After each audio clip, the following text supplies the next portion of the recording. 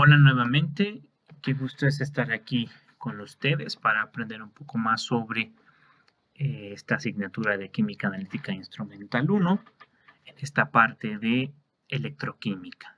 Este video es una continuación de este tema que era la complejación de un catión metálico con un ligante que hemos estado representando como L. Y el catión que hemos estado analizando es el cadmio 2. Y si ustedes recuerdan en el video anterior, lo que estuvimos revisando era cómo las curvas eran trazadas a partir de la información que teníamos sobre si el cadmio estaba libre, si estaba complejado completamente o parcialmente. En esta ocasión vamos a revisar un procedimiento bastante útil y bastante común para la parte de la cuantificación, ya sea de un ligante o de un catión metálico, y eso es una valoración complejométrica. Nosotros podemos hacer una valoración complejométrica y seguirla con voltamperometría de barrido lineal o con poligrafía.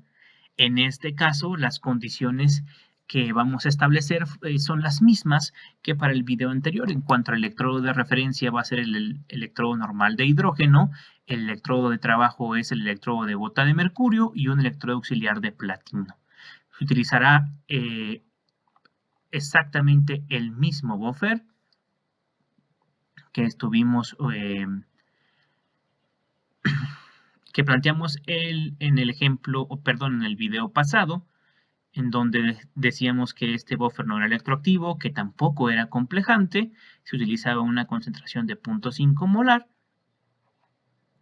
y las condiciones en cuanto al complejo que se forman sigue siendo las mismas, una constante de disociación de, un pKdis de 13. Esto quiere decir que el potencial de media onda del complejo justamente va a aparecer en el mismo valor que calculamos para el video pasado, es decir, menos 0.83. En este caso, digamos, en la parte experimental, es interesante porque nosotros comenzamos primero agregando 10 mililitros del electrolito soporte, que en este caso debe ser un buffer, que ya explicamos las razones por las que debe ser un buffer.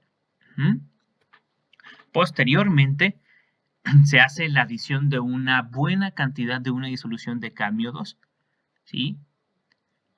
¿A qué me refiero con una buena cantidad? Bueno, una cantidad en donde yo tenga pues una curva asociada a la reducción del cadmio libre de buen tamaño, para que pueda visualizar bien los cambios cuando yo agregue el ligante, ¿sí?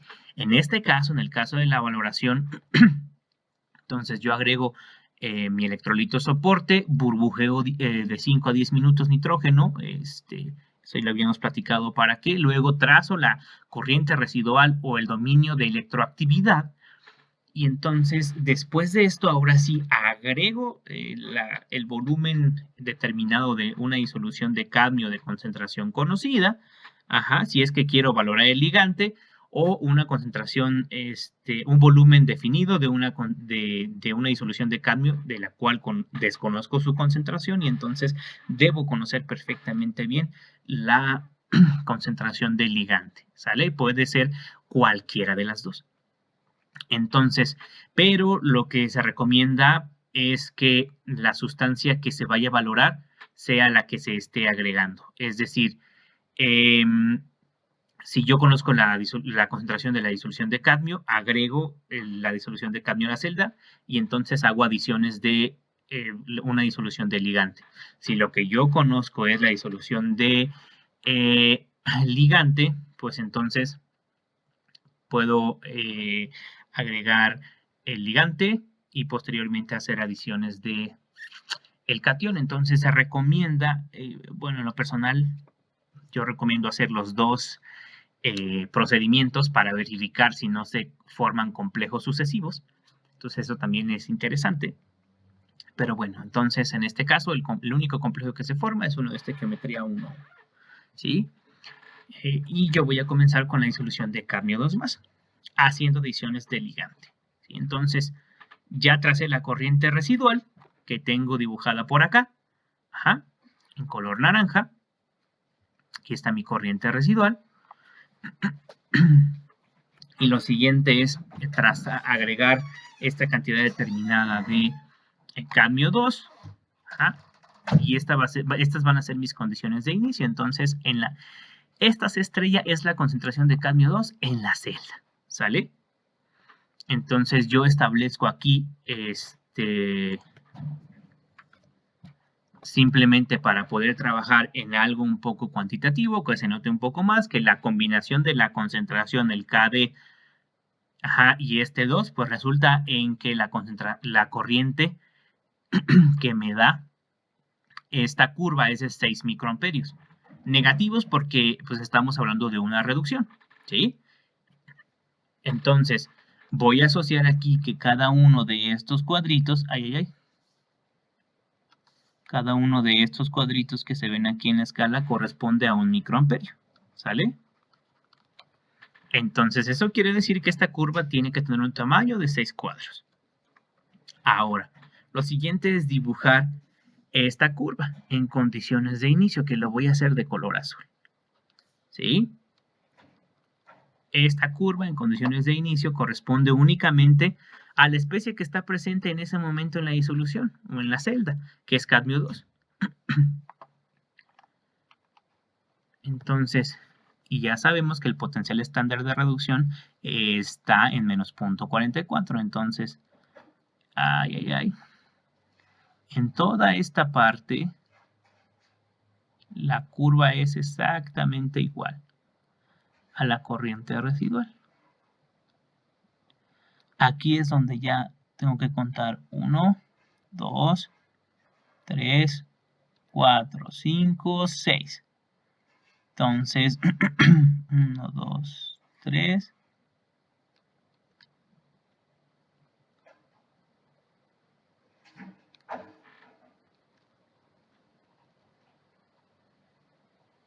Así, y luego la barrera. ¿Vale? Y entonces esta curva corresponde a cuando la X es igual a 0. Y siguiendo o tomando como referencia este cuadro de variación de concentraciones. Ahora, si lo que agregamos, muchachos, es una fracción de esta C estrella, entonces lo que se agrega es X de C estrella, pues finalmente cuando estoy en la región antes del punto de equivalencia, que el punto de equivalencia se alcanza cuando X es igual a 1, pues la concentración para el cadmio 2 estarán de acuerdo conmigo que es esta, ¿sí? La concentración del complejo formado es esta, justamente pues la fracción del ligante que agrego es lo que se forma de complejo, porque este es mi reactivo limitante. Y ahora tengo dos especies presentes en disolución. Ambas especies, ¿sí?, se pueden reducir, es decir, que yo voy a observar dos curvas con corrientes de reducción, es decir, corrientes negativas. Ahora, ¿cuál va a ser el valor que yo voy a observar para estas curvas? Cuando X es igual a 5, que justamente en este intervalo donde la X es mayor que 0 pero menor a 1, en todo este intervalo la expresión para calcular la corriente límite para el cadmio 2 libre es esta y para el cadmio complejado, es esta. No me equivoqué. La general es esta y la general es esta de aquí. De tal forma que si X es igual a 5, a 0.5, perdónenme, entonces las expresiones a las que yo voy a llegar, si sustituyo, son estas. Y lo que observo es la condición que yo propuse en el video anterior, en donde la mitad del cadmio total está complejada y la otra se encuentra en su estado libre, ¿sí? Es decir, tengo que dibujar dos curvas cuyo tamaño total o cuya corriente final, ¿sí? O cuya corriente total sea de 6 microamperios, es decir, cada una va a tener una corriente de 3 microamperios, ¿sí? Entonces, si yo escribo acá cuando x es igual a 0.5, que va a ser esta curva roja, entonces yo tengo que hacer lo siguiente. Aquí voy a observar, va a ser el primer potencial de media onda. Entonces aquí tengo que contar 3, 1, 2 y 3.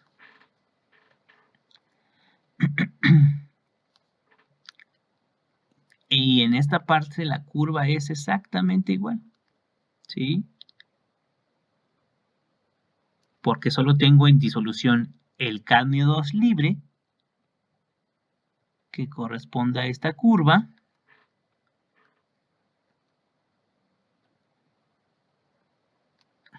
Es cadmio 2 libre, que corresponde a esta curva.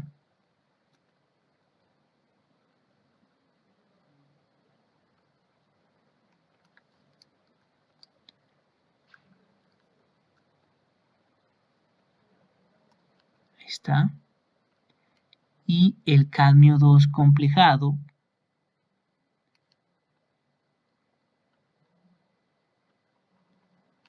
que corresponde a esta otra curva. Y luego la barrera.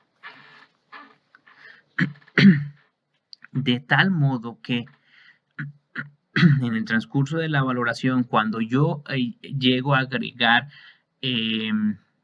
la mitad de la cantidad estequiométrica para complejar completamente el cadmio, pues lo que yo obtengo en las curvas es esto, ¿sí? Ahora, ¿qué pasa? Puede fuera en color verde, cuando x es igual a 1, es decir, ¿cómo es la curva?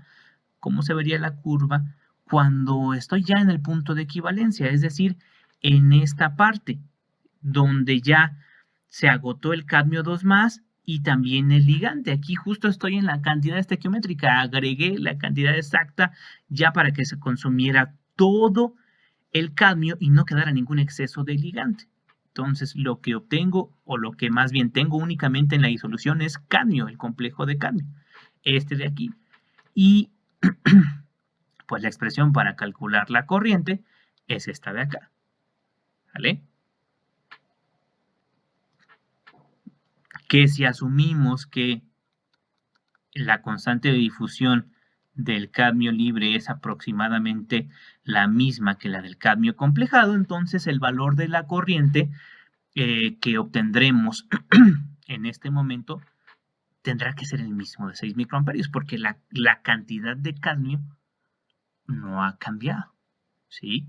O sea, la cantidad como tal de cadmio no ha cambiado, solo pasó de estar libre a complejado, ¿sí? Pero la cantidad total de cadmio no ha cambiado. Eso quiere decir que lo que tengo que dibujar ahora en verde es una curva con un tamaño de 6 cuadros, pero ahora con un potencial de media onda de menos 0.83, porque lo que se está reduciendo ya no es el cadmio libre, es el cadmio complejado.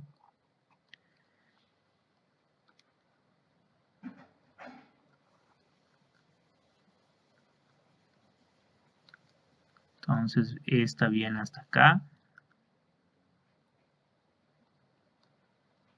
Hace esto.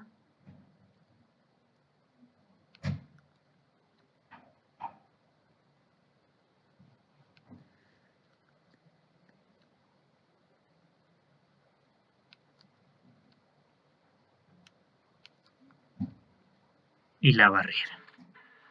Y entonces aquí en menos 0.83, aquí está el potencial de media onda. Ahora, ¿qué pasa cuando x es igual a 2? Es decir, cuando yo agrego el doble de la cantidad estequiométrica para consumir todo el cadmio. Pues en este caso, como ustedes lo recordarán, planteamos que el ligante no es electroactivo. Eso quiere decir que el ligante pues no genera ninguna curva de estas porque no es electroactivo en este dominio de electroactividad, ¿sale? En el intervalo de potencial de menos 1,8 a 0,8 no se puede observar la oxidación o la reducción del ligante, ¿sí? O incluso hay ligantes que ni siquiera pueden oxidarse o reducirse en ningún intervalo de potencial, ¿sí? Entonces, a estas especies se les conoce como no electroactivas. Eso quiere decir que yo no voy a observar ninguna señal asociada al exceso de ligante. Ajá. Por lo tanto, la única señal que sigo observando va a ser la de el complejo, ¿sí? La de la reducción del complejo a cadmio cero. Eso quiere decir que la curva que yo voy a observar hasta aquí es exactamente la misma. Ah, caray.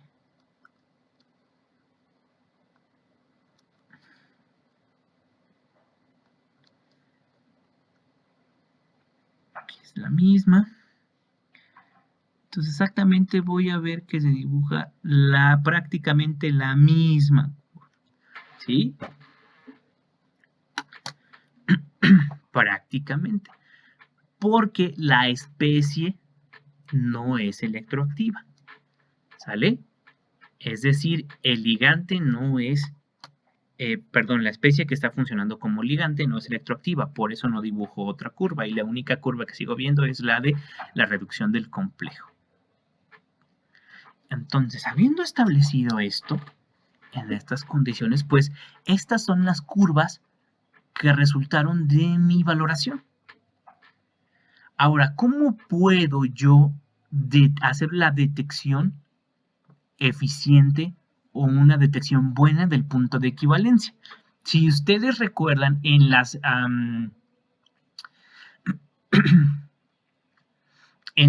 titulaciones volumétricas o en las valoraciones volumétricas, pues se utilizan indicadores que pueden ser coloreados en el caso de las valoraciones ácido-base. En el caso de las valoraciones complejométricas, pues también se utilizan indicadores coloreados como el negro de heliocromo T, la murexida, ¿sí? Que justamente son sustancias que cambian de color cuando están complejadas y cuando están libres.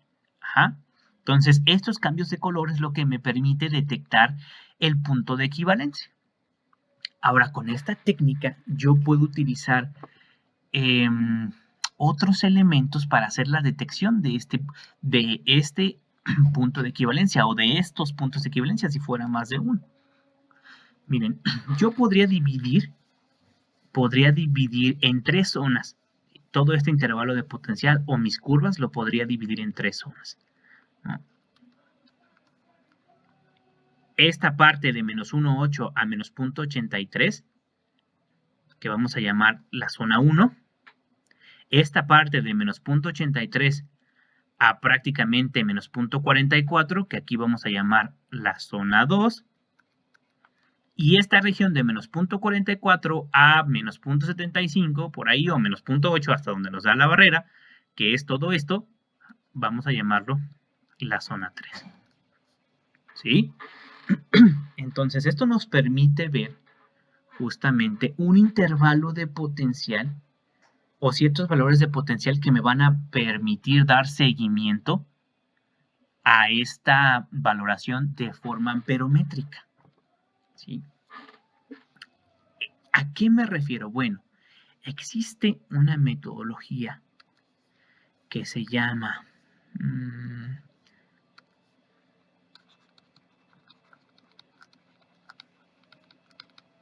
amperometría a potencial impuesto. Es decir, yo elijo un potencial y en ese valor de potencial que mantengo constante, mido la corriente, ¿sí? Y si nosotros graficamos, por ejemplo, si nosotros elegimos la zona 1, vamos a escribir por acá otro eje coordenado.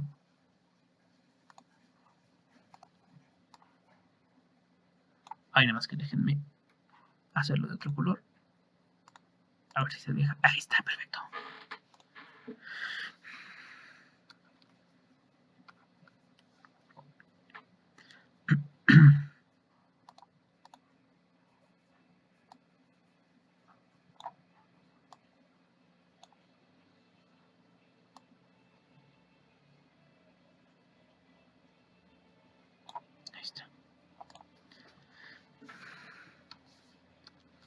Entonces, rápidamente,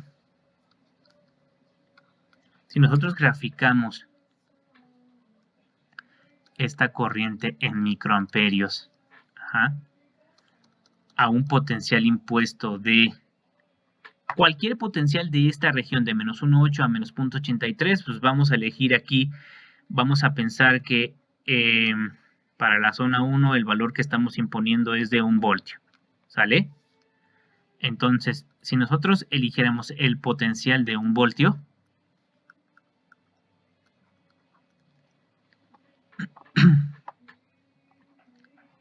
entonces, y si graficamos esto contra el valor de X,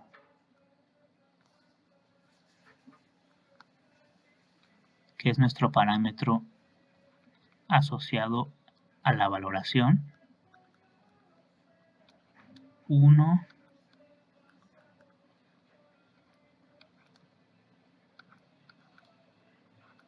entonces, ¿cómo cambia X? ¿Sí?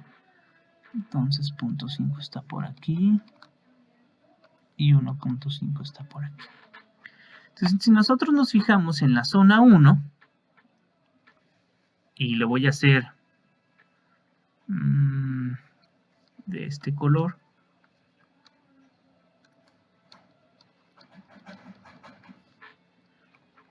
entonces cuando X es igual a 0, que es la curva azul,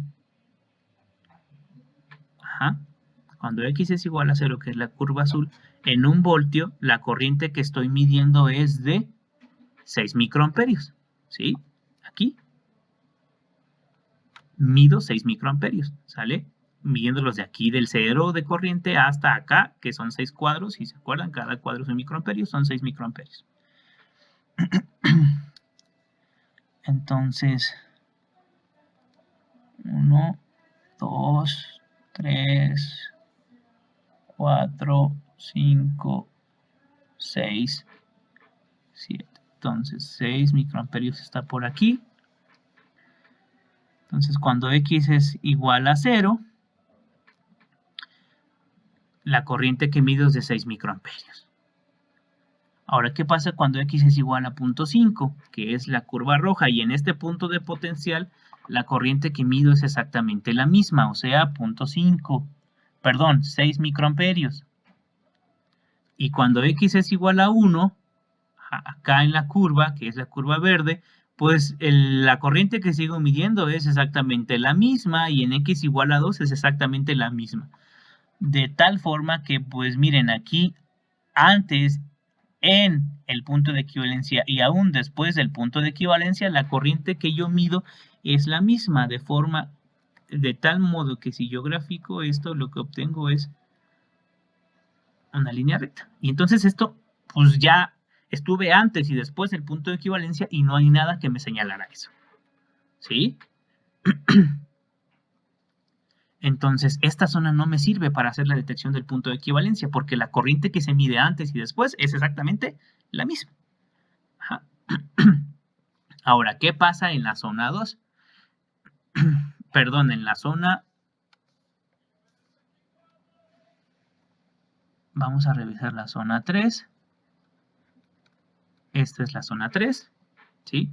Si ustedes lo notan, la zona 3 exactamente ocurre lo mismo que en la zona 1, solo que aquí la corriente que se mide constantemente es, bueno, aquí es menos 1 y el potencial impuesto es menos 1 voltio. Ahí cometí un pequeño error al no ponerle en menos. Entonces, si por ejemplo en la zona 3 eligiésemos el potencial de 0.2 voltios, positivos, entonces, ahora si el potencial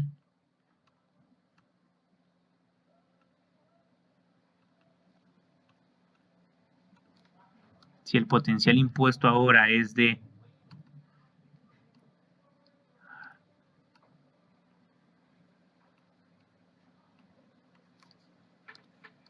0.2 voltios, entonces estamos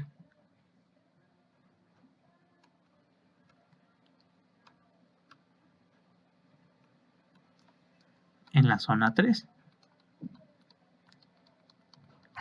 ¿Sí? Si el potencial es de 0.2 voltios, entonces estamos en la zona 3. Vean, cuando X es igual a 0, pues la corriente que mido es 0. Cuando X es igual a 0.5 también es 0, que es la curva roja. Cuando X es igual a 1, que es la curva verde, también es 0. Y cuando X es igual a 2, pues es 0 también. Y vean, también es una línea recta, solo que en este caso, la corriente que se mide siempre, en todo momento, antes y después del punto de equivalencia, es prácticamente 0. ¿Sí? Ahora, ¿qué pasa en la zona 2? ¿Qué pasa en la zona 2? Que voy a hacer de color rojo. En la zona 2, que es en este intervalo de potencial de menos 0.83 a menos 0.44, pues fíjense que, pues no sé, pudiese elegir el valor de menos 0.6 para imponer ese valor de potencial porque está en esta región, ¿sale? Entonces, yo impongo el potencial de 0.6 y entonces voy a ver cómo es la variación de corriente. Entonces, ahora el potencial que estoy imponiendo es de menos 0.6 voltios y en este caso estoy en la zona 2. Y vean, cuando X es igual a 0, que es la curva azul, esta de acá abajo, y en menos 0.6, que yo definí que estaba aquí, pues la corriente que mido es de 6 microamperios. Entonces, cuando X es igual a 0, yo mido una corriente de 6 microamperios aquí.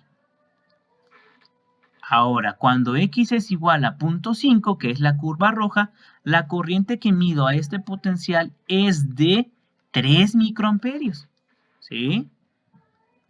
Porque es el tamaño de esta corriente. ¿Sale? Entonces, 1, 2, 3 microamperios.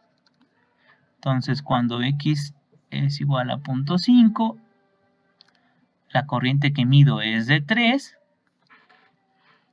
Y cuando X es igual a 1, es decir, en el punto de equivalencia, es la curva verde que ya está acá. Acuérdense, nada más que está tapada ahí por esta curva fuchsia. Entonces, la corriente que mido es prácticamente 0. Aquí. Y después del punto de equivalencia, es decir, cuando X es igual a 1.2, 1.5 hasta 2, en todo ese intervalo, pues la corriente que sigo midiendo es 0. De tal modo que pues, cuando vale 1.5 y cuando vale 2 es 0. Entonces, la gráfica de la corriente a un potencial impuesto de menos 0.6 es esta de aquí. Y vean cómo esta gráfica me permite visualizar claramente el punto de equivalencia. ¿Sí? Porque en esta región la corriente va disminuyendo. Bueno, cabe aclarar, qué bueno que lo recordé, que lo que se grafica aquí es el valor absoluto de la corriente. ¿Sí? Por eso aquí escribí 6 microamperios y no menos 6 microamperios. Y eso es bien importante recordarlo. Entonces, vean cómo en el inicio de la valoración tengo la mayor corriente que puedo leer a ese potencial y luego conforme agrego ligante esta corriente va disminuyendo hasta que en el punto de equivalencia esa corriente es 0 y después el punto de equivalencia se mantiene en ese valor de 0. Entonces este cambio de pendiente tan grande en la corriente, en los valores de corriente, me permiten, bueno, más bien en esta gráfica, me permiten justamente indicar o me permiten encontrar el punto de equivalencia. Entonces, lo que yo puedo hacer es utilizar justamente, bueno, imponer un potencial y utilizar un par de electrodos detectores para medir estos valores de corriente, si es que no quiero hacer todo este proceso. Yo ya sé que en menos 0.6 voltios, las variaciones de corriente van a ser estas. Y entonces voy a agregar ligante poco a poco, hasta, mientras vaya disminuyendo la corriente, hasta que tenga que llegar a un valor de 0. Y ese punto, cuando la corriente llega a 0, pues prácticamente es ya el punto de equivalencia. Estoy ahí ya en el punto de equivalencia, ¿sí? Y obviamente tengo que agregar más ligante para asegurarme que la concentración, que la corriente ya sea 0. ¿Sí? Entonces, este es uno de los métodos con los que se puede encontrar o con los que se puede detectar el punto de equivalencia en este tipo de valoraciones. Existe otro que se llama potenciometría a corriente impuesta, es decir, al revés a esto, ¿no? Ahora lo que se impone es un valor de corriente,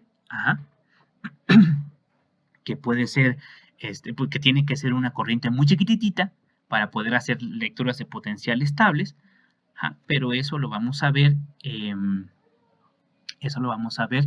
otro video. Entonces, espero haber sido claro con esto, espero que les sirva y bueno, espero que con todo esto también sigan notando lo importante que es y esta técnica, lo útil que es y sigan notando pues también no lo complicado, es más bien sigan notando toda la información que nos da esta técnica.